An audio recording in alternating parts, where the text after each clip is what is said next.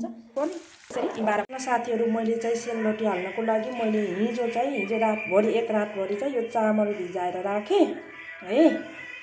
अनि किनभने हामीले चामल एक रातभरि पनि भिजाएर राख्नुपर्ने हुन्छ। यो भिज्छ मैले यसलाई ग्राइन्डर गर्छु हैन। त्यसपछि सेलरोटी हाल्छु अनि यता 12 पनि भिजाएँ मैले रातभरि भिजाएर राखिदिएँ। अब यसलाई चाहिँ मजाले यसरी मारिसकेपछि यसको पोकटा आउँछ हेर्नुस् न। हो यसलाई चाहिँ मजाले मारेपछि यो पोकटा फाल्ने अनि यसलाई ग्राइन्ड गरेर 12 बनाउने। त्यो पनि हजुरलाई देखाउँछु ल।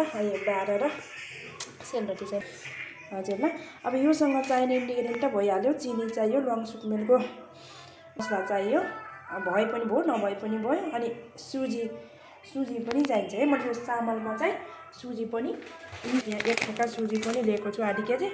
सायद आधी केजी त चाहिँदैन तर यति 1 केजी चामललाई। अनि त्यसपछि यो 12 को लागि नुन बेसार आफूलाई के खान मन लाग्छ त्यही अनुसार एड गर्न सकिन्छ।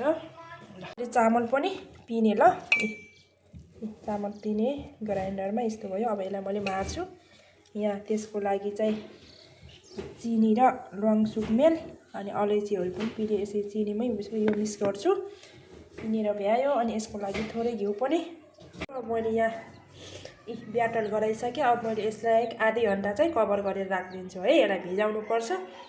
सो यहाँ कालो के देखिएको भन्नु होला। यो कालो ल्वाङ सुकमेलको मसला हो है।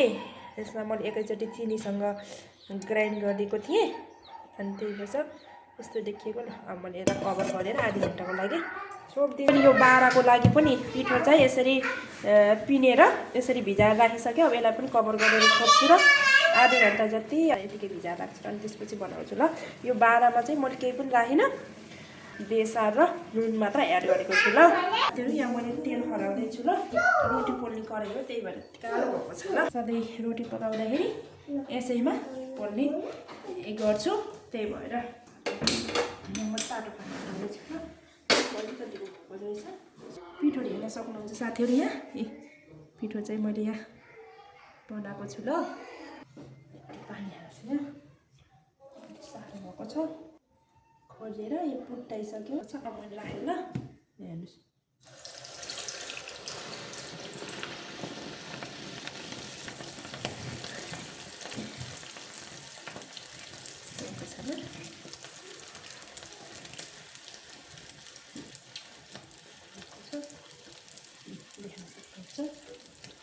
यसरी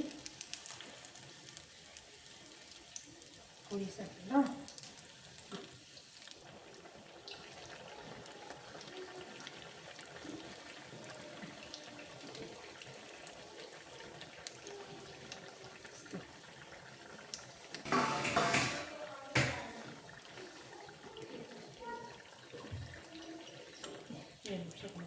कस्तो राम्रो काँडेर ट्याक्क भएको छ रोटी।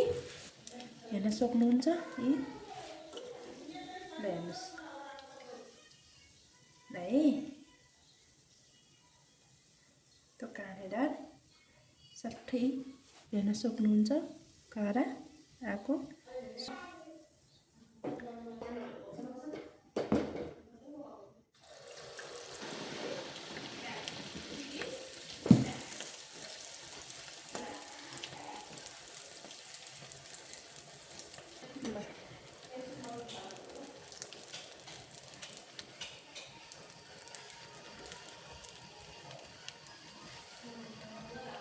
यस्तो भइसकेपछि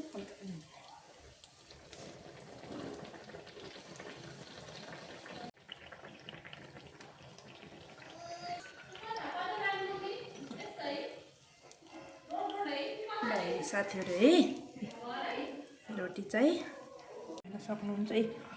सो यसरी काँडेर रोटी भइरहेछ ल। हजुर रोटी पनि यसरी बनाएर खान सक्नुहुन्छ के। मैले यहाँ बनाउँदैछु यता पनि ताक्दैछ ल। सो यति बनाइसकेँ। यहाँ नि साथीहरू सेलरोटी पोलेर सक्यो ल। सेलरोटीहरू यति भयो। हल्का रातो बनाउँदाखेरि ल हेर्नुहोस् है। सो यसरी बटुक चाहिँ बनाउन लागेको। फेरि अब बटुक बनाउँछु है त साथीहरू। सेलरोटी यति भयो। यी साथीहरू सेलरोटी यति बनायौँ है त हामीले। सेलरोटी मैले हजुरहरूलाई चामल पनि भिजाएको देखाएको थिएँ, ग्राइन्ड गरेको पनि होइन, बनाएको पनि। सो यति ल साथीहरू, अब 12 पुर्न लगाएको है हामी। यो पिठो यसरी भिजाएर लगभग आधी 1 घन्टा त भिज्यो है। यसरी मोलेर पनि भिजाइसक्यो। अनि यहाँ तेल तातिँदैछ ल, पहिला रोटी बनाइसक्यो। फेरि 12 स्टार्ट हुँदैछ ल, 12 यसरी 12 त फेरि यति पाकेर पनि रेडी भइसकेछ। टुक हुँदैछ ल यसरी, त्यति ढङ्ग त छैन, हल्का फुल्का अलिअलि यहाँ यसरी पाक्दैछ ल। कति उता रातो भइसक्नु लागेको छ, कति यता भर्खर राखेको भर्खर हुँदैछ। यसरी पनि पाक्दैछ ल साथीहरू। 12 पनि रेडी भयो ल। सो अब यस्तो भइसक्यो, देख्न सक्नुहुन्छ।